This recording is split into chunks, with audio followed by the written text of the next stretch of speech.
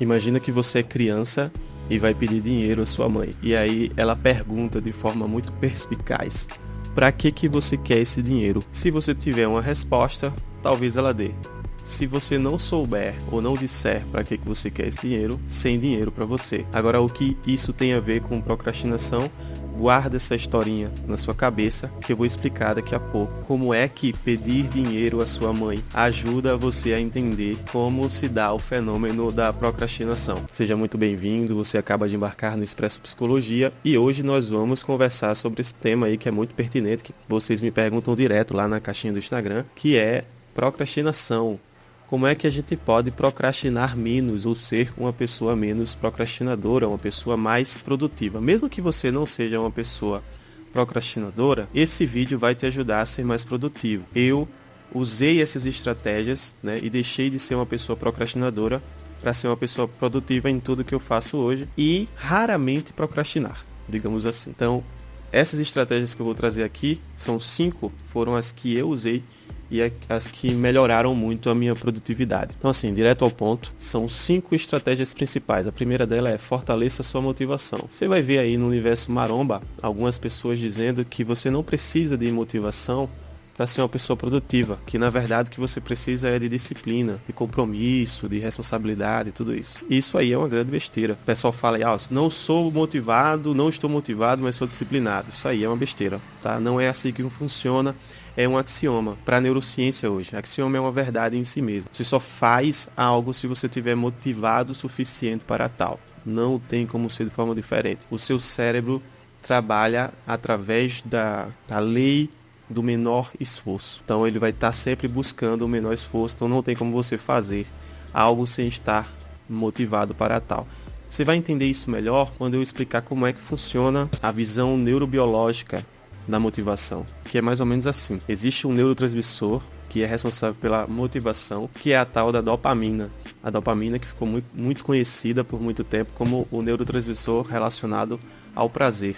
E de fato tem uma relação com o prazer, porque o nosso corpo ele reage através da busca de certas recompensas.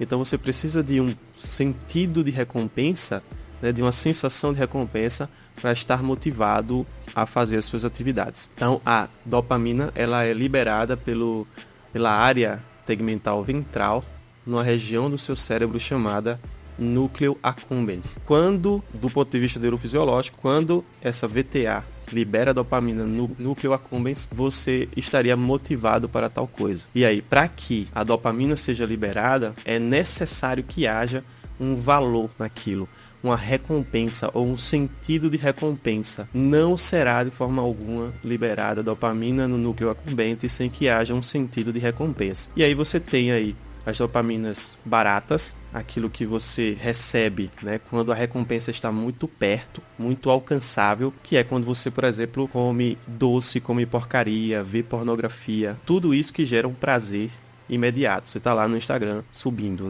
recebendo dopamina, e isso gera um prazer imediato. Todavia, a procrastinação ela está relacionada a atividades que certamente gerarão recompensas muito distantes, em que você tem uma distância entre a atividade, entre o esforço que você vai fazer e a recompensa. Por exemplo, você procrastina quando você vai estudar para concurso. Por quê? Demora para passar no concurso, demora bastante. Então assim, quando existe uma distância muito grande entre aquilo que você faz e a recompensa que você vai receber disso, é muito mais difícil se manter motivado do que quando há uma dopamina barata. Para isso, é muito importante que você fortaleça o senso de propósito e de recompensa que você tem nas atividades que você precisa fazer. Você só vai receber dopamina se aquilo tiver um valor e fizer sentido para você. Eu lembro que na minha graduação, eu tinha muita dificuldade com certas disciplinas. Algumas disciplinas eram muito mais procrastináveis, digamos assim, porque eu simplesmente não via valor. Tinha disciplina que fazia eu me questionar, por que eu tô cursando essa disciplina? Tinha disciplinas que me fazia questionar por que eu tava cursando psicologia, cara. Não fazia o menor sentido para mim. E isso fazia com que eu me arrastasse durante as disciplinas, não queria estudar, não queria ir para as aulas, porque eu não via sentido. Não ver sentido é um problema. Isso não quer dizer que eu não cursei as disciplinas, que eu não paguei essas disciplinas e não passei. O problema é que A minha motivação para passar estava num lugar muito distante, que era eu formar. Eu precisava formar e para isso que eu tinha que pagar essas disciplinas. Mas eu não gostava das disciplinas e não via sentido de estudá-las, portanto o meu desempenho era muito baixo. Se eu tivesse visto o sentido delas, porque pois eu fui perceber, tinha sentido naquelas disciplinas. Se eu tivesse visto durante a graduação, eu teria curtido muito mais o processo de passar por elas. Mas eu não vi e também não queria ver. E agora você volta lá para a história da sua mãe. Você vai fazer de conta que a área tegmental ventral é a sua mãe, que o dinheiro que você pede é a dopamina e que a recompensa seria aquilo que você vai comprar. Se você pede à sua mãe dinheiro e ela não vê que você vai fazer aquilo ali, para que você vai gastar aquele dinheiro, em que você vai gastar, ela não te dá. A mesma coisa com a dopamina. Se você quer fazer algo e vê sentido e valor naquilo ali, você recebe dopamina para tal. Se você não vê sentido, se não faz sentido, se não tem valor nenhum, se você está perdendo tempo, a área tegmental ventral vai fazer, eu não vou te dar essa dopamina.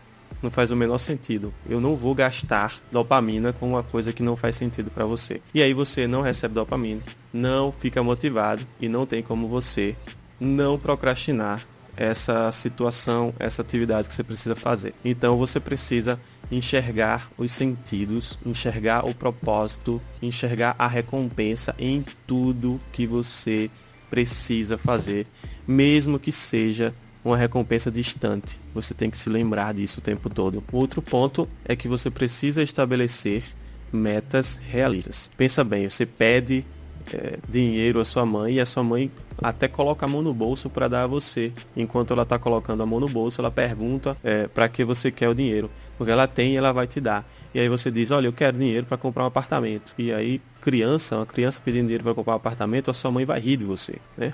Ou ela vai rir, ou ela vai achar que você está com um problema, começou a alucinar alguma coisa, não vai ter dinheiro para você. Da mesma forma que a sua área tegmental ventral também não vai dar dopamina para você se você quer uma coisa que está visivelmente, nitidamente, muito fora do seu alcance. Não tem como, né? Você vai procrastinar, você não vai conseguir fazer, você não vai ter motivação, porque simplesmente não dá e não daria para ninguém. Isso acontece porque o nosso esforço, ele precisa ser menor do que a nossa motivação. E muitas vezes o esforço, ele é demais, né? Ninguém teria condições disso, né? Ninguém teria motivação para isso. Então essa estratégia de estabelecer metas realistas é uma das mais difíceis, porque você vai ter que lidar com o luto da desistência, o luto de ter que descartar atividades, de não conseguir fazer tudo o que você quer. E aí tem problemas muito mais profundos. É por isso que algumas pessoas dizem que procrastinação tem a ver com autoestima, e de fato tem. Porque geralmente quem procrastina tem uma certa autocobrança, né, muito elevada, ao mesmo tempo que tem pressa. Você se cobra por fazer muitas coisas em pouco tempo. E aí você vai enchendo de atividades da sua vida, sem se questionar, vai querendo abraçar o mundo com as pernas, né, como se diz, e não vai conseguir, não tem dinheiro, nem dopamina suficiente para isso. E às vezes a gente nem tem escolha, a gente assume certas responsabilidades e simplesmente vai ter que fracassar, vai ter que frustrar, vai ter que desistir, vai ter que decepcionar muita gente, porque, enfim, assumiu mais atividades do que poderia. Então, essa parte de estabelecer metas realistas tem a ver com você ter uma certa consciência daquilo que você pode fazer, daquilo que você tem motivação suficiente para fazer e não querer abraçar o mundo com as pernas, não querer fazer tudo ao mesmo tempo, porque não vai dar. E aí, muitas vezes você se cobra tanto, tem uma autoestima baixa e tal, que você decide até fazer certas coisas e descartar outras, né? Decide tentar focar e acaba não confiando que fez a escolha certa. Pô, eu escolhi fazer isso, mas será que aquela outra atividade não era a melhor atividade, aquilo que ia me dar mais frutos, mais benefícios e tal? Então, assim, nesse ponto aqui, ser realista significa um processo contínuo de autoconsciência, para você entender quais são os seus limites, quais são as suas capacidades e circunstâncias no momento. Na verdade, eu até queria, fazer muita coisa. Tem muita coisa que eu não faço hoje que eu gostaria de fazer. Eu gostaria de voltar a jogar futsal. Eu gostaria de voltar a estudar música, estudar técnica vocal. Eu gostaria de aprender piano. É um sonho que eu tenho, aprender piano, né? Eu não leio um romance já faz uns, 12 anos. Talvez desde quando eu tenha entrado para a psicologia, né? Em 2013, eu não leio nenhum livro que não seja relacionado ou a teologia, que é uma coisa que eu gosto também, ou a psicologia e neurociência. Então, assim, existe um mar de coisas que eu não faço para que eu possa fazer bem e ser produtivo em tudo que eu escolho fazer. Viver esse luto, viver essa frustração é muito importante. Uma outra estratégia é você planejar as tarefas que você precisa fazer, porque você também gasta dopamina e motivação para vencer os obstáculos de uma atividade não planejada. Então imagina aí que você quer treinar. Eu quero treinar, quero treinar. Só que aí, com qual roupa você vai treinar? Qual horário? E a outra atividade que tinha para fazer? E a academia vai ser perto, é longe da sua casa? Você vai andando, vai de Uber, vai a pé. Como é que você vai fazer isso? Quando chegar na hora de treinar e você não souber de nada disso, você vai gastar a dopamina que você tem para treinar para resolver esses problemas. E você veja, é exatamente isso que faz a gente desistir. Não é necessariamente aquele momento ali, não é necessariamente o treino.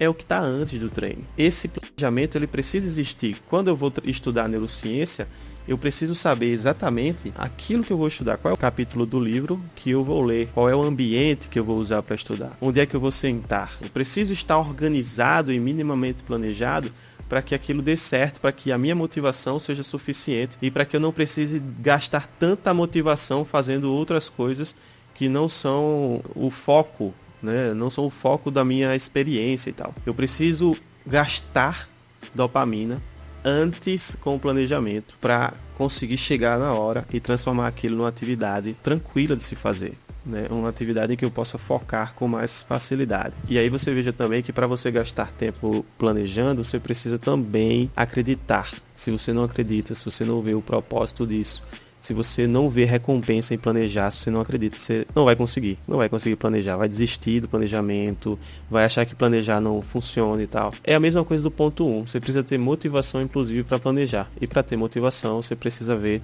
o propósito, a recompensa disso. E aí uma outra estratégia que vai te ajudar e que me ajudou, eliminar as distrações. Esse aqui é um ponto muito importante, porque a gente acredita que ser produtivo é difícil. Na verdade é difícil. Ser produtivo e procrastinar menos é difícil mesmo. Só que é simples. É difícil, mas é simples. Não é complexo. Você consegue desligar o seu celular? Você consegue desligar a internet? Ou você vive lotado de distrações, lotado de outras coisas para fazer? Mais uma vez, o seu cérebro funciona através da lei do menor esforço. Quanto mais barata for a dopamina, melhor para o seu cérebro. Se você começa a fazer uma atividade e está motivado para aquela atividade, a atividade começa a se tornar difícil, você vai gastando dinheiro, sabe? Gastando a dopamina que sua mãe deu a você, que sua área tegmental ventral deu a você, com outras coisas, né? Você vai gastar todo o dinheiro e vai querer ir para o Instagram. É exatamente assim que funciona. Você está fazendo uma coisa, de repente falta dopamina, tem baixa dopamina e você tá lá rolando o Instagram, porque para isso você tem dopamina, porque é barato, né? É muito fácil. Então você consegue eliminar essas distrações. Eu lembro que no ano passado, eu nem lembro quantos meses eu passei sem Instagram. Eu acho que, 6 meses, 5 meses, não lembro. Mas foi uma das fases mais produtivas da minha vida. Eu fui extremamente produtivo. Por quê? Porque sobrava tempo, sobrava dopamina, coisa que eu achava que eu não tinha tempo. Mas a gente perde, de fato, muito tempo no Instagram. Então, assim, não é complexo, é difícil, mas não é complexo. Dá para fazer. A ideia também de você eliminar as distrações envolve você preparar um ambiente em que não exista muita coisa ali. É muito mais fácil você estudar num quarto tranquilo e relaxado do que num shopping center. Então, por exemplo, uma das coisas que eu investi, e um dos melhores investimentos de 2023 foi isso aqui, ó, o abafador de ruído. Deixa eu colocar aqui para vocês. O abafador de ruído. Eu moro aqui numa principal e é muito difícil porque passa caminhão, passa carro, passa moto sem silenciador. E isso aqui ajudou muito a minha vida e eu consigo me concentrar de forma muito mais eficiente naquilo que eu preciso fazer. Então, assim, eliminar distrações é muito importante para sua motivação e para você procrastinar menos, ok? Quando você pede dinheiro à sua mãe para gastar com certa coisa, gaste esse dinheiro com aquilo que você disse à sua mãe que ia gastar. Mesma coisa com a sua área tegmental ventral. Eu peço dopamina, eu quero dopamina para fazer determinada coisa. Essa dopamina é para fazer aquilo. Não decepcione a sua área tegmental ventral, porque da próxima vez ela vai te dar dopamina para mexer no celular, para se distrair.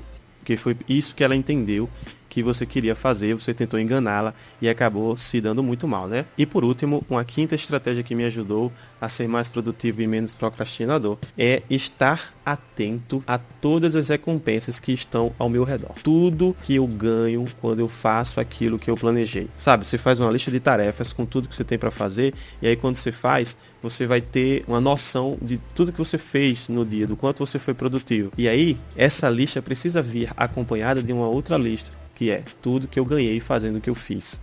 Porque isso é muito importante. Você precisa ter uma noção de estar sendo recompensado pela sua atividade. Então, eu fui para a academia, eu cuidei da minha saúde, eu estou mais disposto, eu vou dormir melhor hoje porque eu treinei. Inclusive consegui beber mais água, liberei serotonina, endorfina, tudo isso. Ou eu estudei psicologia 1h30 hoje. Consegui ter bons insights, aprendi um novo conceito, entendi uma estratégia que eu não entendia. Todas essas recompensas precisam estar ao seu alcance. É como se você tivesse prestando contas para sua mãe que deu dinheiro a você. Nesse momento você está dizendo à sua área tegmental ventral, tá vendo que a dopamina que você me deu é legal, né? Teve um fim que foi eu ganhar certas coisas e aí vai ficando mais fácil de você ter mais dopamina no futuro. Tenha paciência com esse propósito de ser uma pessoa mais disciplinada, mais comprometida, mais motivada, mais produtiva e menos procrastinadora. Não espere resolver todos os seus problemas de uma vez só, né? Tenha paciência e aí vai dar tudo certo. Coloca aqui embaixo, né, os teus comentários, as tuas dúvidas, as tuas perguntas e vou te fazer um pedido. Você que chegou até aqui. Compartilha esse vídeo com uma pessoa que você acha que vai ajudar ela, que você acha que se beneficiará com esse conteúdo, ok? Fica bem, até a próxima, tchau!